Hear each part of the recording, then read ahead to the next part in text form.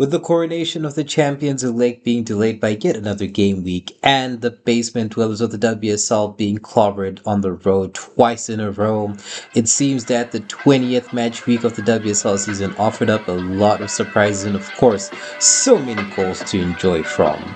Welcome back to Meet My Pantheon, and let's get right back into it.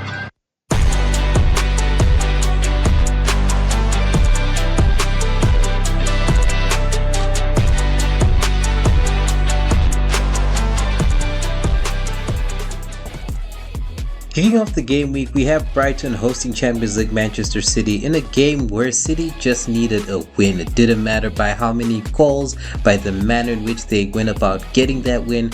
They just needed a win to finally bring back the WSL title to Manchester.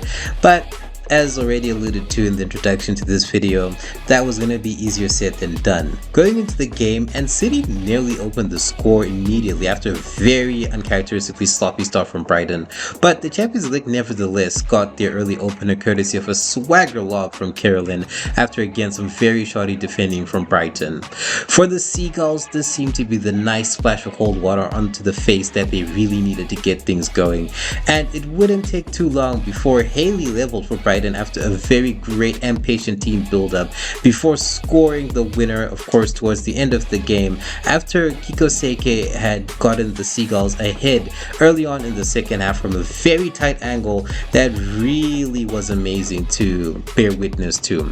And it must be said that Brighton's ability to not only come back from their earlier setback from going a goal back down, plus their poor beginning to the game, but also the manner in which they conducted themselves after they had conceded the first goal of the game was particularly impressive. And I think it really goes to show just how cohesive the team has been throughout the course of the season, but also how the tactical nous of their manager Dario Vidocic is really underrated.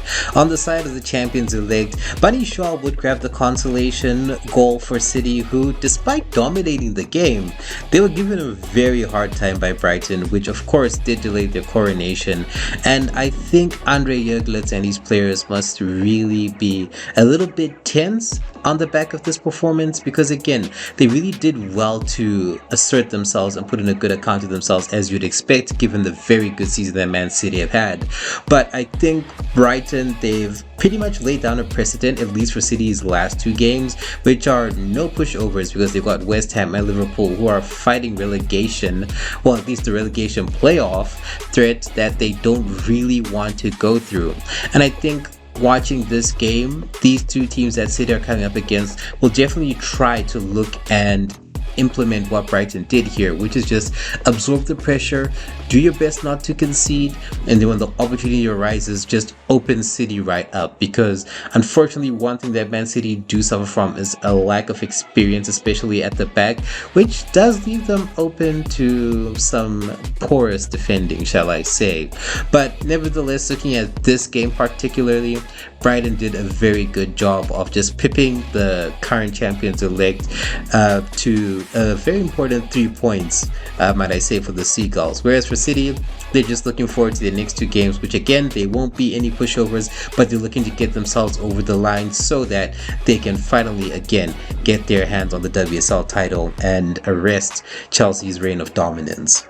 And sticking with the teams that are close to the summit of the WSL table in this instance, we go to North London, where Tottenham Hotspur hosted Manchester United, with the Red Devils of course coming off the back of a very premature, I guess to an extent, Champions League exit. We're looking to solidify their claim to be in next season's Champions League, of course, as they came up against Tottenham Hotspur, who, whilst they're very much safe and guaranteed to not be going through the relegation playoffs, unlike a team that we'll mention towards the end of the video, Man U were again fighting for the Champions League spots here, because they're in a lot of contention, not only from Chelsea, who are currently ahead of them. Man City, they're way too far ahead for them to ever dream of catching, especially with so few games left, but also Arsenal, who just have so many games in hand, which again we'll get to towards the end of the video. So for, of course, going into this game, for the Red Devils, this was a must-win situation. But when you look at the actual game that took place, you would think that was Spurs who were fighting for the Champions League spots, as the Lily Whites were just absolutely dominant throughout pretty much the whole game. Most of the attacking threat came from the Lily Whites, with Gobset in particular just continuing on what has been a stellar debut campaign in the WSL, at least in my view. Of course, during the Euros, I did highlight her as one of the best standout youngsters at the Euros, particularly for Norway, which is her home nation, of course. Which other countries she's going to represent? Zero, I'm going to say. But she was a live wire throughout this entire game, and she did so well to just keep Man United on their toes. Fallon Tillis-Joyce had so much to do just from Gobset alone, and whilst it ended up 0-0 in terms of the scoreline, which made it appear that it was nothing happening, I personally think that Spurs were quite unlucky to not come away with anything but a win. They fully deserved the 3 points. Man U, again, they didn't really do much to assert themselves. Yes, they had their flashes of brilliance and the opportunities to go ahead from the obvious suspects like Melvin Mallard, but it was not to be for the Red Devils. And as a result of this game, Man U pretty much no longer have the qualification for the Women's Champions League in their hands anymore. Now they're going to be having to rely purely on either Arsenal or Chelsea just making a mistake in their remaining games so that they themselves can have a sliver of a chance to still qualify for the Champions League next season. But it's not looking likely, at least in the sense of them managing to qualify out of their own individual merits, shall I say. So it's not looking too good for the red side of Manchester, but you never know. Football is a crazy sport. And speaking of Champions League destiny, Chelsea looked to almost suffer from the same thing that Manchester United did in their own match against Everton. Of course, the Toffees were making a visit to the current WSL champions, but obviously not for long, in what eventually did turn out to be a routine Chelsea victory. But initially, it had been a rough start for them, and Everton, they really came out swinging in the beginning. The likes of Momiki and Pacheco were quite lively in the beginning of the game, and of course none other than Kelly Gago also had her own chances. And I think on any other occasion, with a little bit more luck and a little bit more sharpness in front of the box, Everton would have been the team to open the scoring, but this was not going to be the situation, as of course Sam Kerr would be the one to open the scoring for the Blues. And I think it's very nice to see Sam Kerr not only continue her good form throughout the season, but to show that even though she is rumored to be leaving Chelsea at the end of the season, she's showing that she still got it and she can still compete very comfortably at the top level. And that, again, that was very nice to see. But anyway, she of course did open the scoring for Chelsea, and whilst the Blues did manage to start getting things ticking over, and that obviously meant that they were starting to control the match and dominate in terms of possession and passing and whatnot, Everton did do a good job of keeping the Blues honest, and eventually this did yield a leveler for them with a worldie of a goal from Momiki. That was just a peach of a goal to watch over and over again. And again, the Toffees had many chances to go ahead, but again, luck and sharpness was not on their side. Otherwise, this match would have ended up much more different than it eventually did. But in the end, it would be Chelsea's quick-fire start to the second 45 that was more than enough to knock the wind out of the visitors' sails.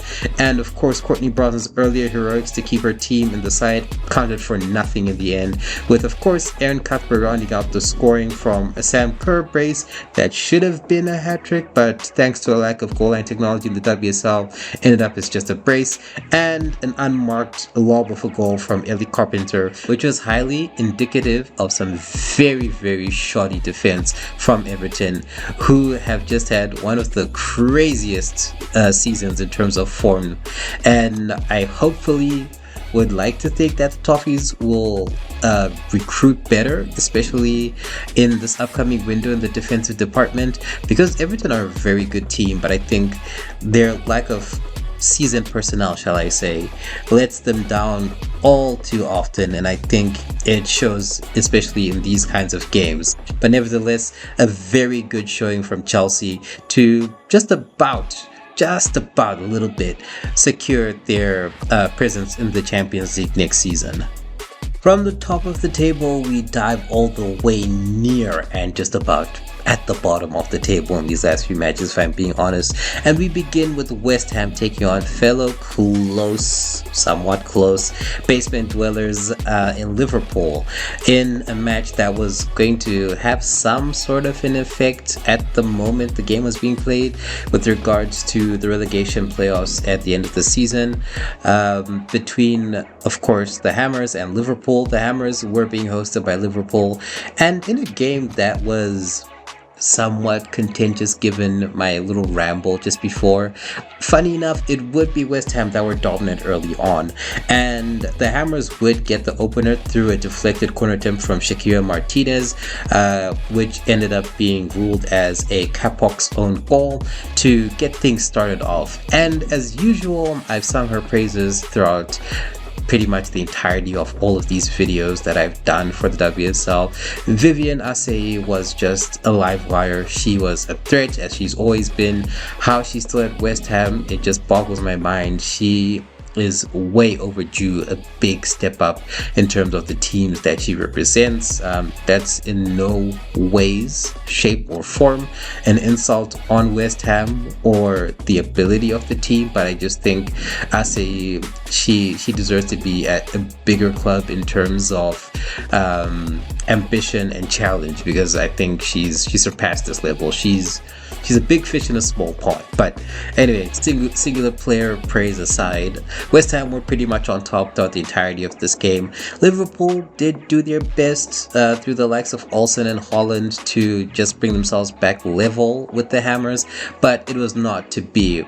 West Ham, the reservations I had about Everton's defense in the previous game, I do not have them for West Ham. They've got a very solid and pretty much airtight defense for the most part, depending on the team they face on the day, which was more than able to keep Liverpool at bay and just make sure to just keep it clean.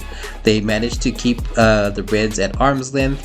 Yes, there were moments where Shemek was having to be called upon to make an important save, but every time she was called upon to do such a save or to be a heroine in this moment that her team would have needed her, she definitely stepped up to the plate and helped her team just get over the line, as come the final whistle, West Ham would come out the worthy, in my view, and deserving 1-0 winners in this game, whereby, if I'm being honest, Liverpool were lucky that it ended up 1-0 because apart from Asseyi and Martinez, West Ham in general could have just buried this game on many an occasion, but the goal lead was, again, more than enough to give them 3 points in spite of Liverpool's own individual efforts. So that just helps West Ham just keep themselves above the threat of the relegation playoffs, especially with just 2 games to go, which I think pretty much based on the next 2 games we're about to talk about,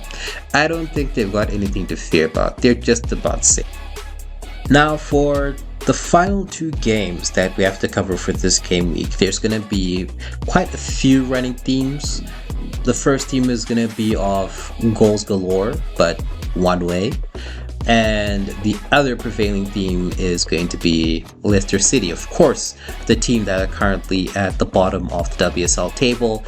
And if we're being honest here and just calling a spade, they're going to be the team that are going to go through the relegation playoffs to see if they stay in the WSL or they get relegated into the WSL 2 for next season. Now, Leicester City, they were on the road. Luckily enough, they were in the same area of London, of course, and over the weekend they came up against newly promoted London City Lionesses, who have had a very good WSL campaign, if I do say so myself, especially after their very haphazard start to the campaign, in my view. And in this game, Leicester City just basically got clobbered. Like, there's no other way to put it. They just got clobbered. And it's funny because the Foxes in this situation They were the first team to get themselves on the score sheet with some very great close control from Shannon O'Brien to open the scoring for the Foxes.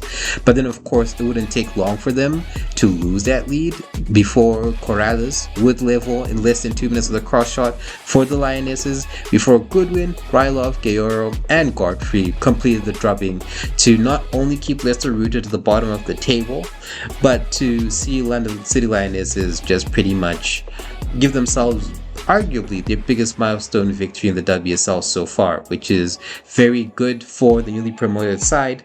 And in this match, I think Freya Godfrey in particular was a stalwart and a standout player in this game. Not to say that she was by far and away the best, because some of her teammates were also just as good on the day. But I think given how much there has been a lot of hype and promise around her since her fledgling days at Arsenal, I think it's good to see her slowly starting to come into her own in one of, if not the top women's league in football. So that was very nice to see. But for Leicester, of course, it's not looking good for them, because of course in their next game they had none other than current Champions League holders Arsenal. And though the Gunners were coming off a recent weekend game of their own in the Women's Champions League against Olympique Lyonnais, the Gunners were pretty much still in very rare form and were more than raring to go in this game, which you would have hoped wasn't going to be the case for Leicester. In other words, the Foxes would have had a little bit of an easier time of going up against Arsenal, but again, that was not going to happen. And in spite of a somewhat decently rotated team in Arsenal coming up to face Leicester at the Emirates, it was just by far and away way worse than what the Foxes endured against London City Lionesses, as even though it did take a while for the floodgates to open, once they opened, they pretty much never closed up until the very end of the game, with Frida Monum opening the scoring and Leah Williamson closing the scoring in the second half. And in between those two goals, there was Arsenal's young stalwart Smila Holmberg getting in 2 goals of her own, and she was going to be joined by recent contract extension signer, that's not even something accurate to say, but that's besides the point, Stina Blackstenius getting a brace for herself as well, and of course Mariona Caldente getting in on the action in terms of goals as well, as once again Leicester City were just clobbered left, right and center, this time by Arsenal, who are not only chasing back-to-back Champions League crowns, of course, since they are in the semi-finals against Olympique Lyonnais, which I will cover in a video after this weekend once the second legs have been played, but also Arsenal, just like Manchester United, chasing down Champions League qualification for next season, and just by the slightest of margins, potentially also chasing down a WSL crown as well, because as you can see by the table on your screen now, the Gunners have 4 games left in comparison to current league leaders Manchester City, who have 2 games left. Now, given where the mathematics are, Arsenal of course are 8 points behind Manchester City. But given what happened over the weekend with Manchester City and Brighton, the hope now for Arsenal, if they're looking to potentially snatch the crown in, I guess, somewhat of a heist of the century type setting, the hope is that Man City do drop points to Liverpool and West Ham as well. But that, of course, is highly dependent on West Ham or Liverpool showing up to just ruin things for Manchester City, because if it ends up in a situation where Man City, let's just say give or take, end with 52 or 53 points, and Arsenal somehow miraculously win the remaining 4 games, Arsenal can end up with 53 points, but then depending on goal difference, it could see them eventually be crowned as WSL champions. But again, It's all highly dependent on Manchester City and their remaining fixtures against West Ham and Liverpool. City know that pretty much just to guarantee things and leave nothing to chance, they need to win their remaining 2 games. Otherwise, they're potentially opening themselves up to some very massive heartbreak, of course, at the hands of Arsenal, as you can see at the top of the table here. Meanwhile, at the bottom, it really doesn't matter at this point. Leicester City are guaranteed to be going into the relegation playoffs in the WSL against, of course, 3rd place in the WSL 2 come the end of the season. And again, it's a very unfortunate to see Leicester City ending up in this kind of a situation, again, based off their performances from last season. But you know, such is life. Life is cruel. Football in general is also cruel. But if it's any kind of a reprieve for the Foxes in any way, shape, or form, it's definitely going to be Crystal Palace that they come up against. So it's going to be an opponent who they know. So it's not to say that it's going to be guaranteed that Leicester end up managing to go through the playoffs, but it's just to say that it's someone who they've dealt with in much recent times, that they should be able to know what to expect from their opponents, which would have been a different situation if they were facing against a Bristol City or Newcastle, by the way, but that's not going to happen. And with only just 2 games remaining of the current WSL season, let me know in the comments not only which game did you enjoy from match week number 20, but also what do you think it's going to look like come the end of the season. Do you think Arsenal have a chance, whether diluted or somewhat realistic chance, to see themselves get over the line and somehow pit Man City to the title?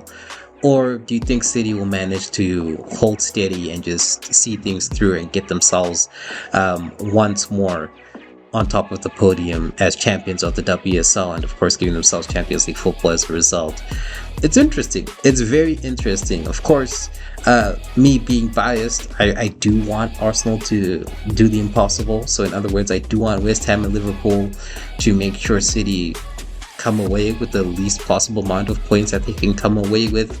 If it means 2 losses, it's fine, because Chelsea, who are currently 2nd in the WSL, Chelsea, the most amount of points that they could honestly get themselves is 49. So it's still okay in that kind of regard, but it's interesting. It's definitely been an interesting season, and it might just be a photo finish at the end. And hopefully, you know, again, from a biased perspective, hopefully it's a photo finish in favor of my team. If it's not, you know what? Fair play. City are still deserving just based on the merit of the season that they've had. And yeah, it's been an interesting season. But yeah, let me know what you think in terms of the potential outcome of the title in the WSL, and also which games that you enjoyed in this match week 20 of the WSL. And I'll see you in the next one.